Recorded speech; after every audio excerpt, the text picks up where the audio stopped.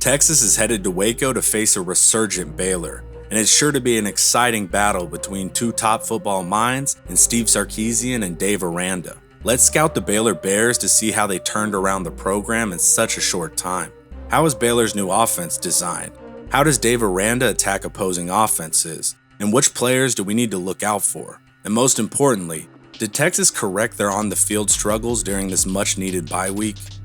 As always, don't forget to pick up your new hat for the new season at Last Stand Hats. Use promo code TexasHomer, all caps, for 10% off your purchase at laststandhats.com.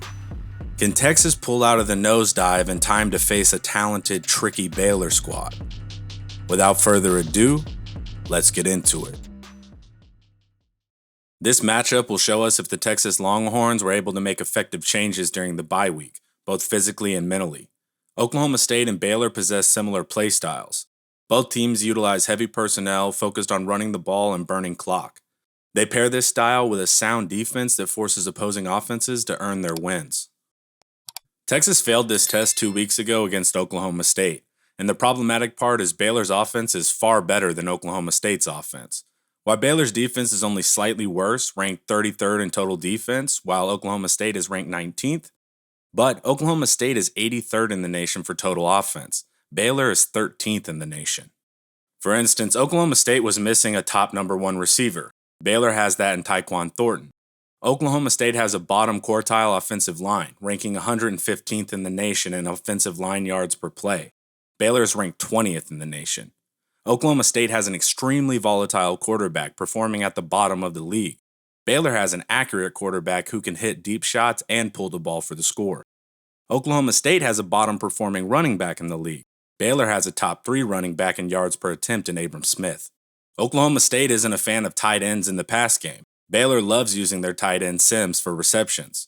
So while Texas faces a slight downgrade in defense, Baylor more than makes up for it with their offensive ability. Baylor made a nice hire in pulling offensive coordinator Jeff Grimes from BYU.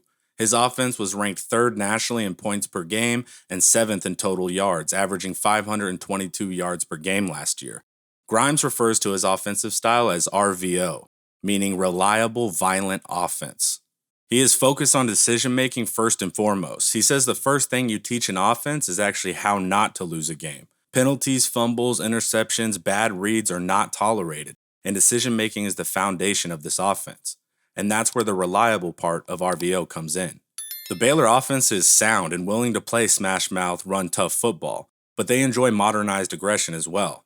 The violence part enters with his scheme. They utilize a wide zone running scheme focused on running towards the sidelines, pitting smaller defenders against their offensive line and running backs, and this often results in chunk plays. Once the running is established, Grime utilizes play-action deep passing to catch the defense off balance. This downfield, opportunistic passing attack is where the violence part of RVO comes into play. Most coaches have corny little mantras for their offense that are rarely supported by their play calls. Grimes calling his offense reliable and violent is accurate and not just coach speak. And when it comes to decision-making, the quarterback has to be the smartest in the room. Grimes is looking to force the defense to be aggressive, but once you overcommit, he punishes you in the deep pass. And you don't want to play with your hair on fire against Baylor because that's exactly what they're waiting on. And luckily, he's found a reliable, accurate quarterback in Gary Bohannon to bring the scheme to life. Bohannon is new on the Big 12 scene in his first starting season for Baylor, and he's doing a great job for them. He's averaging a 65% completion percentage with a 76 QBR, ranking 17th in the nation. And the most important stat for any quarterback anywhere at any level, he's only thrown 1 interception on the season. For comparison, both Gary Bohannon and Casey Thompson were in the 2018 recruiting class and they waited behind starters. Casey is completing at 64% on the season with a 58 QBR, ranking 74th in the nation, with 5 interceptions in his first year starting. Gary can hit the deep ball for second best in the Big 12, completing 53% of his passes over 20 yards. He leads the league in deep touchdowns with 6, and no interceptions have ever come from a deep pass. But he does become less effective in the intermediate range, ranking 7th out of 10 for completion percentage between 10 and 19 yards. His only interception was thrown in this intermediate range as well. He's completing 65%, but the top guys are all 75% plus. Linebackers and run support safeties are most likely to generate a rare interception in this area. Bohannon improves in the short passing game between 0 and 9 yards, ranking 5th, completing 86% of his short passes. That's nothing stellar, but nothing bad either. He's solid there. But Bohannon really shines in the play-action pass game. 9 out of his 10 touchdowns are from play-action, and they utilize it on 44% of his dropbacks. This constantly brings the linebackers and safeties closer to the line of scrimmage, so he can drop one of those deep shots right over their head. And most quarterbacks lose completion percentage while in play action, but Gary improves completion percentage by 8%. Bohannon's passing success is made possible by their run game. Abram Smith is the second graded running back in the league behind Bajan, and third in yards per attempt at 7.4. And he's responsible for 10 touchdowns for second in the league. He's quick, and if he gets through the traffic on zone runs, then he can come out the other side at full speed, and he's super hard to track down. Smith runs a majority of his attempts between the center and the left guard due to inside zone combo blocking with the center and the guard. Baylor seems to favor their center and left guard for inside zone, which is useful information when game planning. His next most likely hole to hit is off the outside hip of the tight end on the right side, and this is due to their wide zone focus their new coordinator Grimes brought in from BYU. In theory, if you limit the left A gap and the right D gap, you can force Baylor into less productive running gaps behind less effective offensive linemen. But Baylor also has a solid number 2 back in Tristan Ebner, and you'll find him attacking the D gaps on both the right and the left side, meaning coaches prefer to use Ebner on outside zone and prefer to use Smith on inside zone. It's a quality 1-2 punch in the backfield, with Smith ranked 2nd in the league and Ebner ranked 9th. This rushing attack can go inside, a little outside, or way outside to the sidelines on wide zone, and this forces defenses to defend the field laterally, forcing them to spread out horizontally, increasing the chance that a defender makes a mistake, and now Baylor can hit that hole for a big gain. And they are the 3rd overall rushing team in the Big 12 behind Texas and Oklahoma. Opposing defenses now have to honor the run or else you'll give up big yards. This forces the linebackers and safeties into the run game, closer to the line of scrimmage, and just then, Gary Bohannon will fake the handoff and drop a deep ball on that safety that creeped up in the run game. The offense is designed to trick you into giving up the deep ball through consistent, effective running. The backs aren't utilized heavily in the pass game, but if they do pass to a back, they are more likely to select Tristan Ebner for this role. Even though this is a running team, they are able to capitalize through the air due to an accurate quarterback with good decision-making, a solid group of wide receivers, and a good receiving tight end. Baylor lost their top receiver to the NFL in Denzel Mims, but Taekwon Thornton has stepped into the number 1 receiver role. Taekwon Thornton is an outside threat, standing at 6'3". Thornton is a major part of the Baylor game plan as the 2nd most targeted receiver in the entire Big 12, and he can go deep with a long touchdown of 75 yards, and he's tied for 2nd in the Big 12 for receiving touchdowns at 5. Thornton is most effective deep over the middle on the play-action post. He's overall graded 10th in the Big 12, but he can still catch that deep ball to put Baylor up a score in a heartbreaking fashion.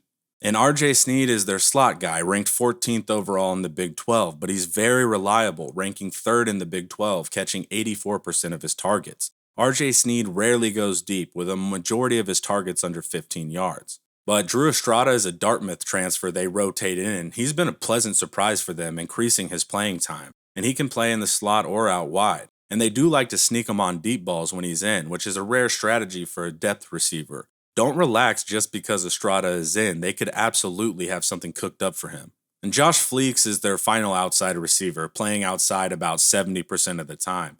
Surprisingly, Fleeks hasn't been performing well this season with only 7 targets. I expected him to be a larger part of the offense, but that isn't the case thus far. The 3rd most targeted receiver is actually their tight end in Ben Sims. Grimes loves using Ben Sims in the pass game. In fact, only 3 tight ends in the Big 12 have over 20 targets at all, and he can be attached to the line or he can be put in the slot. And he's tied for 1st in the Big 12 for tight end receiving touchdowns with 4, and 3 of those 4 touchdowns are for deep, being most effective in that deep post area once again. But deep passes and long runs don't exist without proper protection, and Baylor has 6 offensive linemen in the top 20 for run blocking, which is not matched by any other team in the league. Their entire first string and a second string right tackle are all top 20. Second string right tackle Khalil Keith is 1st in the Big 12. Center Jacob Gall is 5th. Left guard Xavier Newman Johnson is 7th. Starting right tackle Gavin Byers is 11th. Right guard Grant Miller is 14th.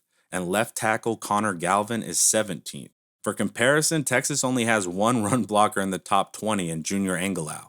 Due to having their line entirely made up of top 20 run blockers, Baylor ranks 23rd in the nation for average line yards with 2.95 yards per run. And if we look at yards for standard downs, just like 1st and 10 or 2nd and 5, for example, Baylor now ranks 7th in the nation.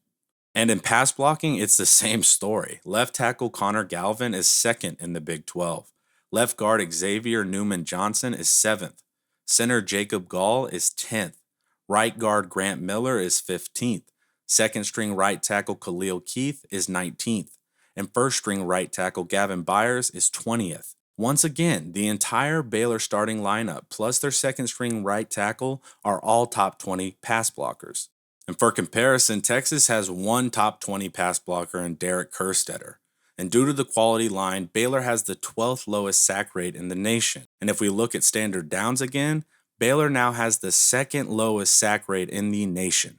Baylor has an excellent offensive line in both run blocking and pass blocking, which allows them to run effectively. Running effectively allows them to play action effectively. Effective play action leads to big touchdowns. Grimes stated that when he was hired, there is no more important piece than the offensive line, and he has delivered on that. The Texas defense has a tough test once again. Historically, Baylor doesn't give much up to the defensive line in terms of sacks, pressured, stopped runs. Baylor will force our safeties and linebackers into the run game, where our safeties haven't shown good performance. And once they get us to creep in, they'll send the deep play action shot over the defensive backs' heads, where once again, we haven't been performing well on deep balls. Linebackers struggle with gap discipline, especially on outside zone and wide zone, which is Baylor's bread and butter. I can't help but feel their offense is strong where we are weak defensively. Baylor boasts the 9th ranked rushing offense in the nation. Texas has the 115th ranked rushing defense in the nation out of only 130 teams. On paper, this is a total mismatch, giving Baylor an overwhelming statistical edge in the run game on offense. It's a little lighter in the pass game. Baylor is ranked 69th in the nation, but Texas is still ranked lower in passing defense at 85th in the nation. Texas does not hold a statistical advantage anywhere when comparing the Baylor offense to the Texas defense. And now let's turn to the defensive Jedi and Dave Aranda. He's an incredibly influential defensive mind, with top teams like Georgia utilizing his 3-down front under the name Mint or tight front. The 3-down lineman look absorbs blocks on the offensive line, so the quicker linebackers can dart in for the sack. Aranda also utilizes a front he calls peso. It's less stout against the run, but he can cover the pass better. But in true Aranda fashion, he didn't stay stagnant. He now runs a blend of peso and tight front just to keep coaches scheming, and just like Sark, he's had a bye week to prepare. The Baylor defense leads the league in defensive success rate, only allowing opposing offenses to make successful plays just 38.8% of the time. Kansas is worse, allowing 54.57% of plays to be successful, for comparison. Aranda's scheme is tricky, allowing Baylor to hold the highest havoc rate in the Big 12 at 15.65%, meaning about 15% of the time the defense will cause a sack, a fumble, an interception, a deflection, etc. And this is an effectively schemed defense that consistently puts players in positions to make plays. Now, let's check out the players that make it all come to life. Surprisingly, Baylor's run defense is 5th in the conference overall, but they still cause teams to get behind the chains. The best run defenders on the defensive interior are actually second-string nose Chidi Agbanaya at 7th, starting nose Siaki Ika at 21st, and defensive tackle Braden Utley at 27th. And there's slight improvement on the edge for run stoppers with Jack Ashton Logan at 10th, starting defensive end Cole Maxwell at 13th, second string Jack Garmin Randolph is 15th, and second string defensive end TJ Franklin is 16th. They don't have any top 5 run stoppers on the edge, but their entire group is in the 10th to 20th range, displaying solid depth with little talent drop-off. But Aranda utilizes his linebackers and defensive backs in the run game often. The best run stoppers are actually on the 2nd and 3rd level. Terrell Bernard is the 6th ranked run stopping linebacker, followed by Matt Jones at 23rd and Dylan Doyle at 25th. But the defensive backs hold the best run stopping abilities on the team. Their star/nickel position boasts the #1 overall run stopper at any position in the entire Big 12. Jalen Petrie is lethal in the run game, and he isn't afraid to make the play on bigger offensive players, and he'll be in the NFL come soon enough. And corner Al Walcott is 6th, corner Raleigh Tejada is 14th, and corner Kalen Barnes is 26th. The safeties are more mid-tier, with Christian Morgan ranking 18th and JT Woods at 26th in the run game. Their run defense isn't top tier statistically, but you actually want to avoid the linebackers and corners most in the run game. And this presents an opportunity for Texas, as we are currently the top rushing offense in the Big 12, in spite of our 5th-ranked run-blocking offensive line. Texas struggles with too many third downs due to lack of success on earlier downs, forcing us to face the pass rush far more often than we would like. Baylor also ranks 5th in the Big 12 for pass rush production, but they have high-ranking players littered throughout the defense once again. In the defensive interior, Siaki Ika is the 2nd-best pass rushing nose in the Big 12, followed by Gabe Hall at 6th.